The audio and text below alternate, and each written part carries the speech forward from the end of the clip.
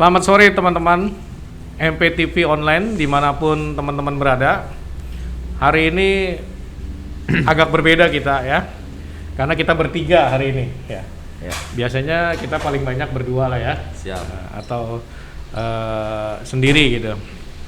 Nah, hari ini kita akan ngobrol-ngobrol, mungkin kemarin sempat agak booming dan viral berita tentang salah seorang mantan pejabat, yaitu Pak Dino Patijalal ya namanya ya. Betul.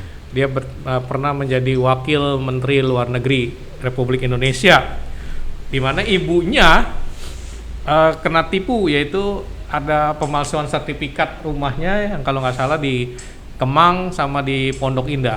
Nah, itu kalau di Pondok Indah kita tahu sendirilah harganya ya, Bro Yudi ya. Mungkin udah di atas 10 M-an di sana itu. Nah, kita akan bicara soal tentang mafia tanah nih. Ya. Nah, hari ini saya kedatangan teman-teman saya. Di sebelah kanan saya ya Pak Wahyudi, atau dipanggilan akrabnya Pak Yudi ya. Ya, adalah sebagai pemimpin redaksi dari penamerdeka.com. Betul. Apa kabar Pak Yudi? Baik Pak Johan, terima kasih sehat selalu ya. Amin, ya. Amin. Dan di sebelah kiri saya Pak Septian Prastio ya. Siap. Atau panggilan akrabnya Tian ya. Iya. Ya, Bung Tian adalah sebagai pengacara dan juga praktisi ya. Masalah-masalah yang ada di masyarakat ini ya. Nah, apa kabar? Baik, alhamdulillah. Ya, Pak Johan, Bung Tian ya. Oke, sehat selalu ya. Alhamdulillah, amin. Ya. Oke, mungkin saya akan mulai dari Bro Yudi dulu nih. Ya, silakan. Ya, kalau menurut pengamatan Bro Yudi sebagai seorang jurnalis dan juga sebagai seorang yang mewakili masyarakat awam tentang pertanahan. Kalau bicara mafia tanah serem banget nih kita ya. Iya. Di situ berarti adalah satu sindikat ya, yang ingin melakukan satu kejahatan terhadap objeknya, tanah atau rumah gitu kan jadinya kan. Menurut tanggapan Bro Yudi gimana nih soal mafia tanah ini? Khususnya kita di Tangerang Raya nih. Coba bisa diceritakan mungkin. Terima kasih Pak Johan atas waktunya diundang di acara Megapolitan TV. Jadi perkenalkan, saya Yudi, pimpinan redaksi dari penamerdeka.com. Datang ke sini memang kebetulan saya sendiri bukan datang sebagai praktisi, tetapi ada yang perlu kita bahas juga karena munculnya atau isu yang berkembang saat ini terkait masalah Dino Patijalal. Warga dari Dino Patijalal juga berawal dari oknum-oknum. Jadi kalau saya ibaratkan Pak Johan, ketika masyarakat mempunyai bidang, lahan atau tanah, sebetulnya kalau kita bisa analogikan, ini masyarakat ketika mempunyai bidang atau lahan atau tanah, layaknya mempunyai seorang pacar Pak Johan, layaknya mempunyai seorang kekasih. Ya, jadi di mana itu harus tahu lokasinya, harus memantau lokasi tanahnya, minimal ada patok pembatas lahan tersebut. Apakah patok dari kanan, kiri, belakang, samping dan sebagainya, atau ada penguasaan tanah. Nah, ini menurut saya memang hal yang harus diketahui oleh masyarakat terkait masalah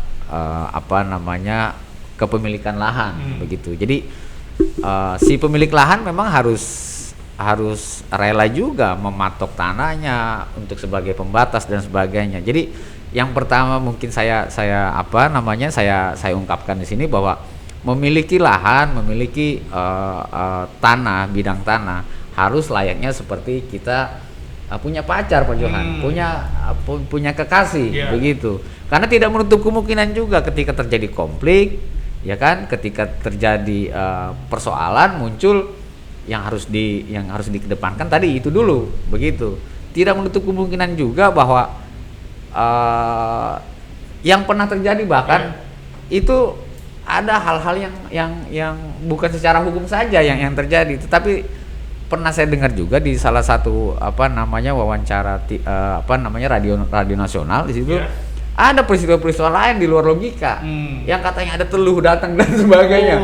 Nah ini kan artinya persoalan lahan itu memang menjadi penting untuk dikuasai oleh pemilik lahan. Jadi yang terpenting adalah menurut saya persoalan-persoalan itu bisa diminimalisir ketika pemilik lahan menguasai tempatnya, terus juga patoknya, atau bahkan harus diplang, Pak Johan, harus diplang bahwa ini lahan saya loh. Itu untuk meminimalisir ya berarti ya. Ini salah satu langkah. Ini pengalaman di lapangan saya ketika muncul persoalan-persoalan seperti itu. Jadi memang sebelum terjadi hal-hal lain ya kan, termasuk juga ketika mau membeli sebidang tanah berapa luasnya dan sebagainya juga harus meng-cross check. Jangan sampai terjadi misalkan ada lahan di atas yang punya lahan lain. Nah, ini juga harus di cross check, misalkan secara kompetensi kan bisa dicek di PPN dan sebagainya. Itu salah satu upaya masyarakat untuk menekan konflik-konflik tadi begitu Pak Johan. Jangan sampai juga konflik di keluarga ya kan. Oh ini lahan gua loh, ini batas gua loh. Nah, ini kan jadi persoalan juga. Nah, itu tadi makanya harus harus dilakukan upaya seperti itu Pak Johan. Oke, makasih Bro Yudi. Nah sekarang saya beralih ke Bung Tian dulu nih ya. Apakah selama ini pernah mendengar atau mendapatkan laporan atau sudah ada yang ditangani masalah-masalah kasus-kasus dalam hal pertanahan ini di Tangerang Raya ini Bung Tian? Iya. Gimana nih untuk Tangerang Raya ini sendiri? Ya. Terima kasih Bung Johan. Atas waktu dan tempatnya acaranya, terima kasih banyak, kita diberikan kesempatan, satu kehormatan buat saya diundang di acara Megapolitan TV. Bung Yudi juga terima kasih. Ya kalau memang kita sih sepengalaman saya memang lumayan sering ya menangani soal pertanahan perkara sengketa lahan ini, terutama memang di sekitaran Tangerang Raya.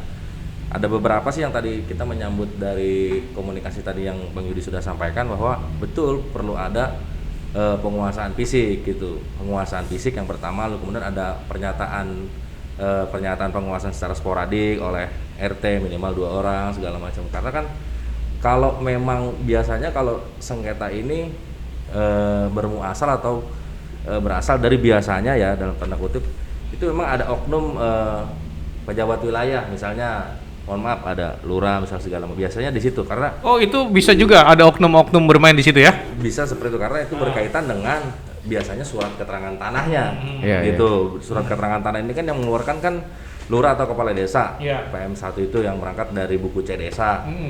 Biasanya dari situ. Atau memang kalau yang seperti case-nya Pak Dino itu kan dia tidak ada melakukan jual beli, tapi memang jual belinya di figur atas nama orang lain.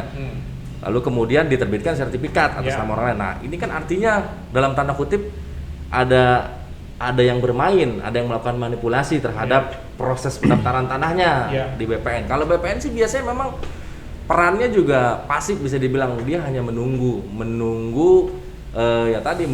surat atau administrasi kelengkapan dari desa atau kelurahan setempat, biasanya kan seperti itu.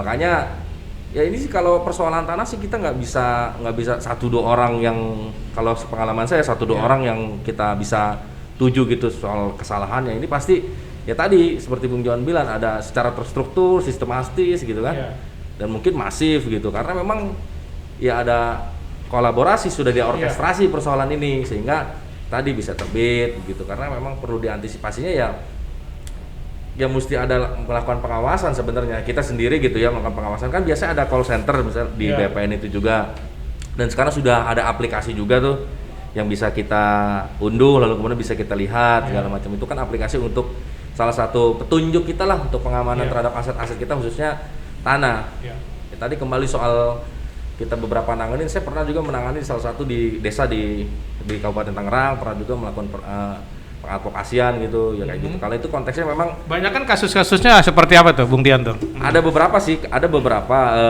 kalau yang waktu itu pernah juga yang ini garapan tanah itu kan ya harusnya memang dia punya legal standingnya itu yang paling utama sebenarnya bayar pajak, bayar PBB itu. Cuman kan agak sulit ketika PBB-nya ini tidak sejak awal. Kebanyakan masyarakat kita kan awam terhadap hal yang tersebut. Misalnya dia menggarap, hanya menggarap saja gitu, walaupun dengan itikat baik. Tapi dengan itikat baik itu kan harusnya ditandai dengan pembayaran pajak, walaupun pajak itu bukan sebagai bukti kepemilikan, bukan, tapi ya atas dasar etikat baik itu visitor jadi penggarap yang baik dia, gitu. Harusnya itu saya tangani penggarap, tapi waktu itu memang ada salah satu miskomunikasi antara ketika itu soal pembebasan lahan waktu itu. Nah, jadi memang garapannya ini sempat dilakukan penarikan oleh oknum yang berwenang di daerah tersebut, ditarik dengan harapan nanti ketika ada proses pembebasan dibayarkannya kepada satu orang tersebut gitu misalnya. Sehingga ini juga patut kita sayangkan ya, harusnya kan si penggarap ini mendapatkan surat garapan itu dari pihak yang berhak mengeluarkan surat garapan. Misalnya saya badan pemerintahan gitu, saya berhak mengeluarkan surat garapan. Garapannya itu harusnya dipegang, jangan dioper alih atau seperti apa gitu, karena kan itu nanti akan berakibat hukum juga. Gitu. Waktu itu diambil, lalu kemudian harapannya dia akan dibayar kepada orang tersebut, tapi ternyata ada aturan yang menjelaskan, yang menerangkan Perpres 71 2012 dan Undang-Undang Nomor 2 Tahun 2012, antara stakeholder dengan stakeholder itu tidak dilakukan pembayaran, dia harus menyerahkan begitu saja. Ya sudah, akhirnya kan garapannya tidak terakomodir, karena yang paling berhak melakukan garapan adalah tadi stakeholder tersebut. Harusnya adalah, memang sih pasca ada peraturan nomor 62 tahun 2018 waktu itu, Perpres 62 2018 soal dampak penanganan sosial, di situ bisa diakomodir tuh penggarap segala macam bisa melewat itu, karena kan kerohiman sudah dihapuskan. Jadi kita ya dasar hukumnya itu Perpres 62 2018, tapi memang harus ada tadi besarannya itu nanti ditentukan ya melalui putusan pengadilan biasanya, atau memang ya sesuai dengan bagaimana kesepakatan para stakeholder tersebut. Gitu sih, Bang. Nah itu kan kalau itu soal penggarap ya berarti ya. Soal penggarap. Nah kalau misalnya ini terjadi misalnya saya punya tanah nih misalnya ya, asli punya saya gitu, lalu dipalsukan sama orang lain dan naik ke pengadilan, bisa terjadi nggak? Justru saya yang kalah gitu di pengadilannya, justru yang menang adalah yang sertifikat yang tadi duplikasi yang asli dari saya, itu gimana tuh? Bisa terjadi nggak seperti itu, Bung Tiar?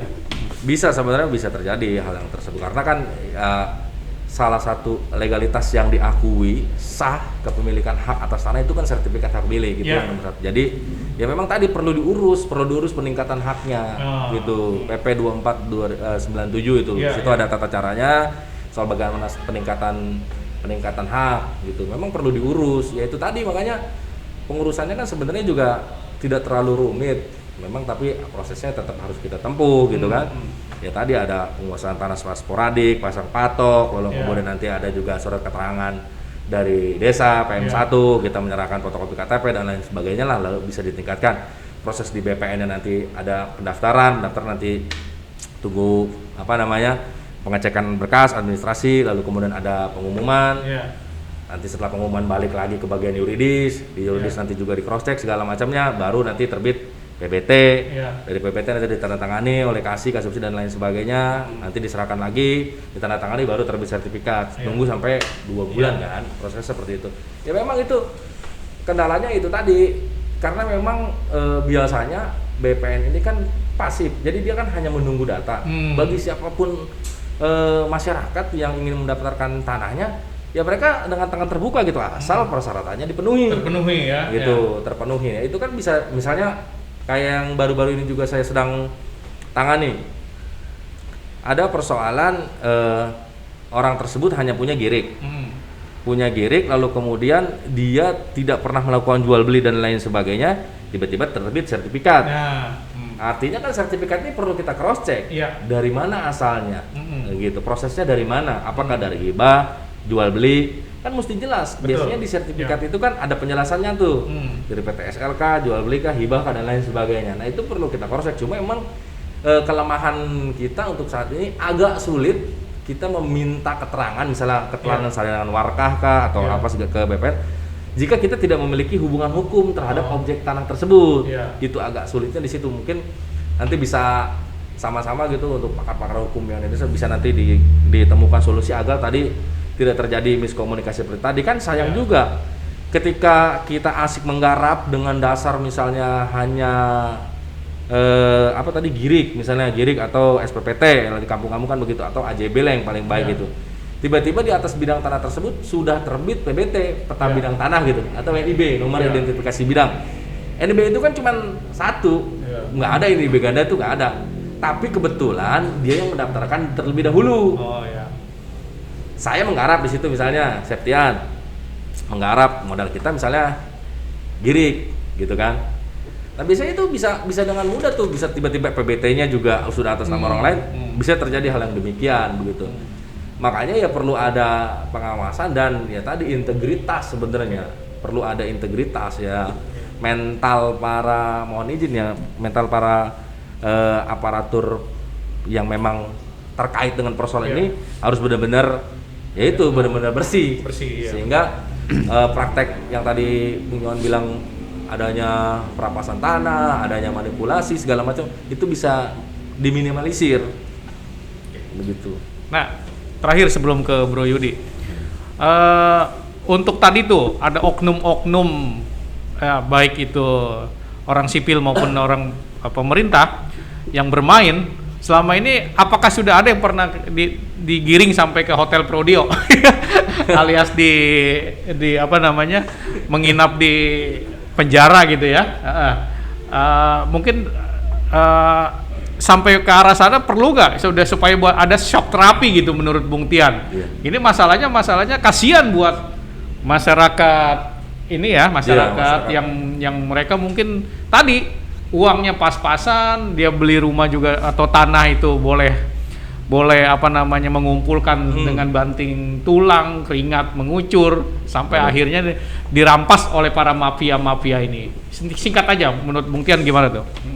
Ya sebenarnya kalau kita melihat ya banyak jurisprudensi, banyak juga tadi oknum-oknum tadi sudah ada dilakukan tindakan hukum gitu kan. Cuman kan ya karena memang ya tapi ya karena memang ada peluang mungkin gitu ya masih praktek tersebut peluang masih, ini ya praktek tersebut masih tetap bisa terjadi gitu kan. Kalau memang good governance sih misalnya pemerintahan yang baik itu mestinya kan transparansi, akuntabel dan lain sebagainya lah, itu mestinya itu bisa diminimalisir dengan adanya tadi asas transparansi tadi tuh. Misalnya kalau biasa transparansi gimana nih maksudnya nih? Nah, ini ya misal begini, transparansinya misalnya begini. Misalnya nih, kita tadi kan untuk melakukan investigasi ya, tracking gitu. Misalnya kita melakukan tracking. Misalnya ini salah satu masyarakat yang hanya punya Girik dan punya PBB SPPT tahun lama yang tidak pernah yang sudah lama tidak dibayarkan, kan gitu. Harusnya ini dinas terkait khususnya Dispenda ya, Bapenda gitu, Badan Pendapatan Daerah ini harusnya juga bisa mengakomodir. Misalnya gini, kebanyakan kan dari kita ini kalau kita mau melakukan cek bidang gitu kan, kalau dipersulit apa gimana? Iya, kadang juga nggak dikeluarin itu verifikasi untuk alasannya? Ya mungkin kalau memang normal saja gitu ya, normal saja, tidak ada apa namanya potensi sengketa misalnya gitu, itu biasa dikeluarkan. Tapi kalau jika ada potensi sengketa biasanya nggak mau dikeluarkan. Gitu. Harusnya kalau misalnya kayak model daerah-daerah yang memang sudah ini ya, dia mesti ada tuh risalah soal pemecahan PBB-nya. Dari Septian sudah dijual kepada Bro Yudi misalnya. Di situ namanya nanti ada Bro Yudi gitu. Ada pemecahannya tuh. Nah, ini kita diperlukan itu sebenarnya buat bukti kita, bukti dasar kepemilikan walaupun bukan sebagai dasar yang hak gitu yang ini. Bisa kita dari situ untuk melakukan track gitu, investigasi. Cuma kadang-kadang menemui kesulitan di situ ya. Sangat karena dia tidak mau mengeluarkan itu datanya di print gitu kan. Berapa tunggakan pajak kita gitu sebagai wajib pajak. Itu nggak mau dikeluarkan karena ketika situ sudah dibayarkan kan on pajaknya bunyi. Gitu, dalam artian memberikan notifikasi bahwa ini masih ada pemiliknya loh gitu. Ada yang bayar pajak karena NOP itu nomor objek pajak itu kan satu. Dia tidak bisa dirubah-rubah. Misal nama Septian gitu kan, wilayah provinsi, kabupaten, kota kan ada tuh petunjuknya NOP 13 kan gitu. Nah itu tidak bisa dirubah-rubah di objek bidang yang sama, nggak bisa. Dia bisa dipecah, pemecahan misalnya dijual. Tapi harus ada dasarnya tuh. Dasarnya itu ya. Dasarnya jual beli kah hibah. Nah, itu bisa jadi kalau dari PBB bisa, kalau dari sertifikat ya tadi sebenarnya juga persoalan tanah ini kan tidak berdiri sendiri, Pak. Iya, betul. Beliau ini banyak pihak yang melakukan yang melegitimasi supaya jadi tadi legalitas. Nah, ini tadi nih yang perlu kita sama-sama kita sadari karena kan kasihan tadi hak perdataan seseorang gitu kan bisa hilang begitu saja walaupun sudah mencapai sudah sampai tingkatan litigasi masuk ke ranah pengadilan, tapi bisa saja tadi yang bilang bisa saja karena mungkin kita sebagai pemilik yang sah menggarap dari situ sudah lama, mengelola gitu, memanfaatkan, tapi kita tidak dibarengi dengan kepemilikan SHM, bisa kalah? Bisa, karena memang karena pengadilan perdata ini kan hakimnya biasanya kan juga pasif. Yang mengumpulkan data itu kan kita. Dia cuma ngelihat berdasarkan gini, tidak bisa berperan aktif hakimnya. Itu saja sih mungkin. Mungkin yang paling aman ketika kita tanah di tanah kusir sama TPU Selapajang aja Bro Yudi ya. Itu yang paling aman saya lihat selama ini. Itu berbeda. Ya. Nah Bro Yudi, kemarin kan saya lihat sempat ya menyikapi dari media Anda ya tentang ada terjadi kasus yang di warga di TPA apa namanya? Rawa Kucing ya? Rawa Kucing, betul. Ya. Itu salah satu ini juga ini ada kaitannya dengan tema kita pada sore hari ini ya, kayaknya nyambung dikit ya. Betul.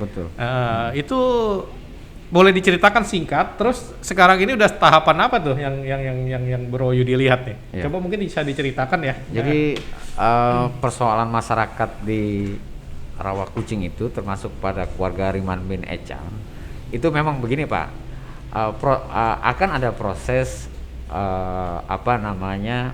pembelian dari Pemkot Tangerang ke warga terkait masalah pembebasan Rawa Kucing, TPA Rawa Kucing yang saat ini sudah dipakai.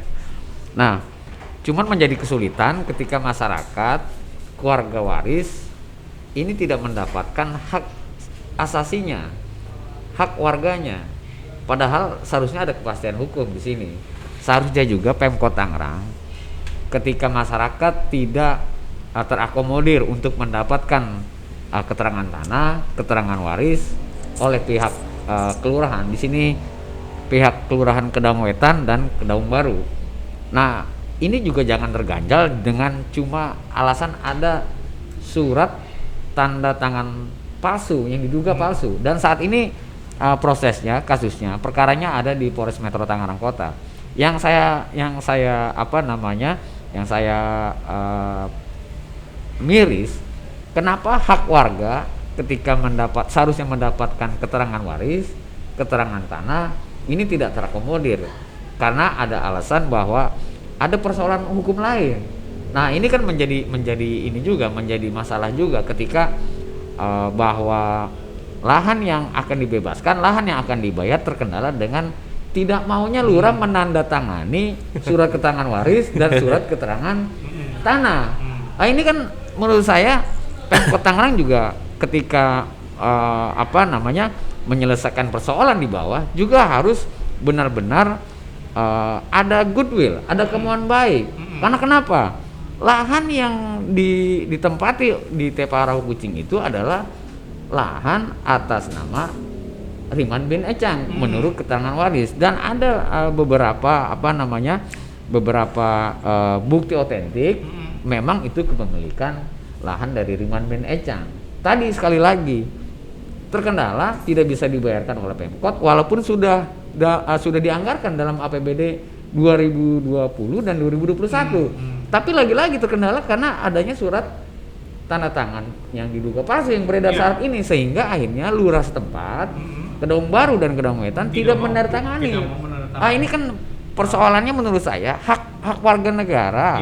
Ya kan, hak masyarakat tidak terakomodir dengan cuma ada kendala itu. Ini menurut saya memang kasusnya berbeda antara ada surat beredar kaitan tanda tangan palsu dengan hak dari keterangan waris warga Riman bin Echang. Begitu Pak. Dan saat ini juga menurut saya karena kasusnya memang sudah dilaporkan terkait tanda tangan palsunya di Polres Metro Tangerang Kota, seharusnya pihak kepolisian dengan adanya kasus ini, dengan adanya booming soal Dino Patijala, ini juga harus ada kemauan juga, karena ini berkaitan dengan hak tanah loh. Polres Metro Tangerang Kota juga harus bergerak cepat menangani kasus ini. Siapa sebetulnya dalangnya tanda tangan palsu itu, begitu. Jadi sampai di situ Pak, kasusnya ini masih terus dalam masih proses bergulir, ya terkendala dengan tadi tidak ada tanda tangan untuk keterangan waris dari Kedaung Baru, Lurah Kedaung Baru, dan tidak ada surat keterangan tanah dari pihak kelurahan Kedaung wetan begitu Pak. Ya, mudah-mudahan pihak Polres ketika menonton ini juga bisa jadi perhatian ya. Iya betul. Jadi Pak. attention juga Betul. untuk supaya juga bisa mempercepat proses kasus ini ya jadinya. Iya, kalau semangat Polri ya kan, Bapak Kapolri memang untuk menuntaskan semua persoalan tanah termasuk masalah hak tanah juga ini kan. Nah, ini juga harus segera diselesaikan menurut saya. Harus ada goodwill juga dari pihak Polres Metro Tangerang Kota. Dan ini perkaranya kalau tidak salah sudah hampir sebulan di Harda Polres. Begitu. Oke, mungkin saya melabrak aturan ya, waktunya katanya udah habis, tapi ini masih ada yang belum kita bahas nih. Saya lanjutkan lagi dikit lagi ya. Asik memang. Jadi tambah asik ini. Ya. Mudah-mudahan tadi ada titik terang ya. Ya, pihak Polres juga kalau nontonin mohon ya Pak ya, gitu ya. Bisa tuntaskan masalah ini. Ya, karena memang kasus ini juga sudah lama, Pak. Artinya warga yang berkaitan dengan tanah itu juga pengen dibebaskan segera. Pingin juga ada kejelasan juga. Luasnya berapa sih, Bro Yudi? Kalau untuk yang itu sekitar 387 meter persegi. Senilai? Kalau nggak salah senilai 4, sekian miliar. Oh ya, lumayan lah, beli kerupuk mah lumayan ini. Nah, itu bisa sekampung Pak. Ya, gimana tadi? Ya, warga sangat mengharapkan Pak. Sangat mengharapkan. Untuk bisa. Karena memang haknya loh itu. Oke, haknya ya. Iya. Oke. Nah, yang untuk Bro Yudi lagi nih. Nah, singkat aja. Mengenai PTSL yang Bro Yudi sebagai pemimpin redaksi Pena Merdeka lihat Tangerang Raya ini sebetulnya udah sangat sempurna apa belum nih PTSL nih di Tangerang Raya ini nih? Kalau saya melihat bahwa PTSL itu adalah program pemerintah pusat. Program pemerintah pusat untuk meyakinkan bahwa di situ juga ada hak masyarakat terkait dengan kepemilikan tanah. Nah, di sini kan harus dilegalkan dengan status tadi, mungkin SHM ya di sini, sertifikat hak milik. Tetapi juga dengan target sampai 2024, menurut saya BPN sendiri ini sebetulnya sudah dalam tanda kutip selalu kerja lembur Pak, selalu kerja lembur. Artinya ini bukan pesan sponsor, bukan pesan sponsor, tapi ini fakta empirik di lapangan begitu ya. Setelah saya nanya-nanya ke pihak BPN bahwa kendalanya adalah terkait masalah tadi. Tenaga dan sebagainya. Nah, untuk persoalan PTSL sendiri, ini hak warga juga, tetapi juga tidak menutup kemungkinan juga dan terjadi fakta juga bahwa ada kendala. Ada kendala di mana? Jadi satu kasus yang sempat saya beritakan juga di daerah Rajak, Kabupaten Tangerang, itu ada satu desa 50 warga mengurus sekitar 50 bidang dalam satu RW. Tetapi semenjak 2018 ya kan, persoalannya tidak selesai. PTSL-nya selesai, sertifikatnya selesai, tapi ada bidang-bidang yang diameternya, ukuran meternya itu misalkan dari 500 menjadi 5.000. Ya kan, yang 5.000 menjadi 500 atau 50 dan sebaliknya. Ini cukup lama dibiarkan Pak di BPN Kabupaten Tangerang. Walaupun kita tahu bahwa ada persoalan COVID-19 terkendala di situ. Nah, cuma menurut saya juga kaitan di di Tangerang Utara memang sekarang ini sedang dilakukan atau adanya proyek swasta, salah satu pengembang besar di situ.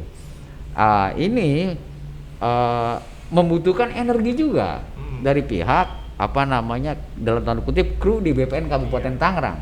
Tetapi juga jangan bahwa persoalan masyarakat, hak SHM masyarakat, hak PTSL yang sudah diprogramkan nasional juga terkendala dengan adanya misalkan lebih fokus BPN kepada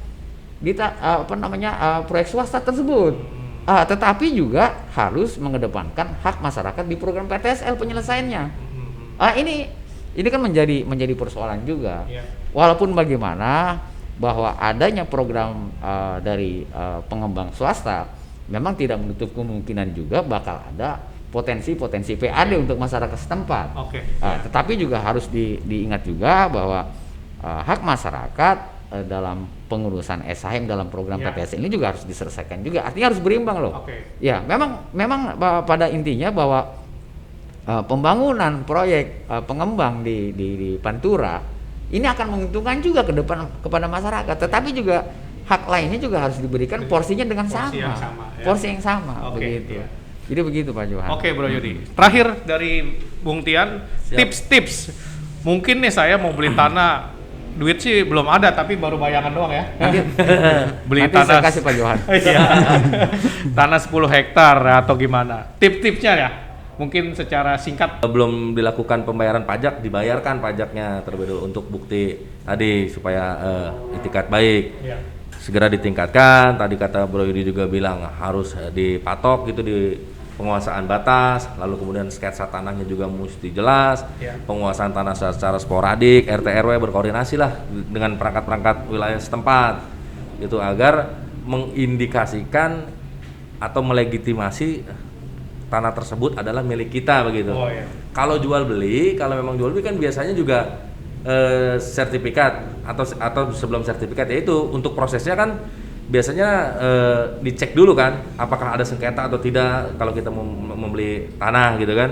Itu mesti kita cross check dulu lewat ya, kalau belum ditingkatkan statusnya mesti ke kelurahan setempat atau desa setempat gitu, minta surat keterangan tanah gitu atau minta PM 1-nya benar gitu, baru bisa baru bisa ditingkatkan.